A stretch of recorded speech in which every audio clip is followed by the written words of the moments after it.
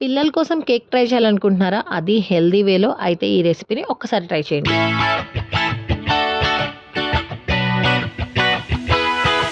Hello అందరికీ.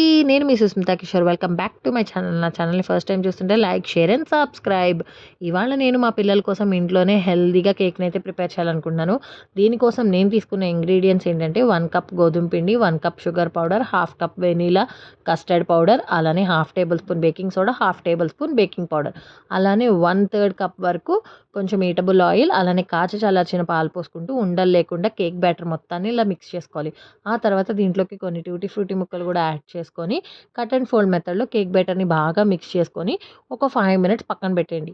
ఈలోపు మీ దగ్గర కేక్ మోల్డ్ ఉంటే ఓకే. ఇన్ కేస్ లేకపోయినా ప్రాబ్లమ్ లేదు. ఒక బౌల్‌లోనో లేదా చిన్న చిన్న కప్స్‌లోనో తీసుకోవచ్చనమాట. కప్ కేక్స్‌లా కూడా అవుతుంది. ఇలా నేను కేక్ మోల్డ్‌లో కొంచెం ఆయిల్ ఏసుకొని బటర్ పేపర్ ఏసుకున్నాను. మీ దగ్గర బటర్ పేపర్ లేకపోతే చక్కగా గోధుమ పిండిని 4 సైడ్‌లు అంటుకునేలా డస్ట్ చేసుకోండి. ఆ తర్వాత ఇలా కేక్ మిక్స్‌ని కూడా వేసేసుకొని దానిపైన టూటీ ఫ్రూటీ ముక్కలతో గార్నిష్ చేసేయడమే.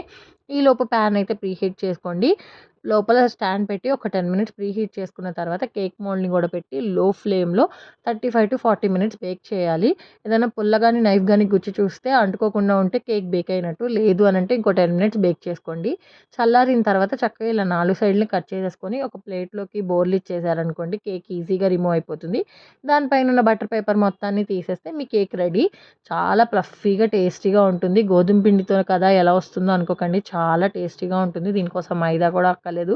హెల్తీగా ఇలా చేసి పెట్టేయచ్చు. మీ పిల్లలు చాలా ఇష్టంగా తింటారు. మా వాళ్ళకైతే తెగ నచ్చింది. నాకు గూడా చాలా నచ్చింది. మీకు గూడా నచ్చితే ట్రై చేయండి. ఎలా ఉందో కామెంట్ చేయడం మర్చిపోకండి. మరిన్ని వీడియోస్ కోసం నా ఛానల్‌ని వాచ్ చేయండి. Thanks for watching. Bye bye.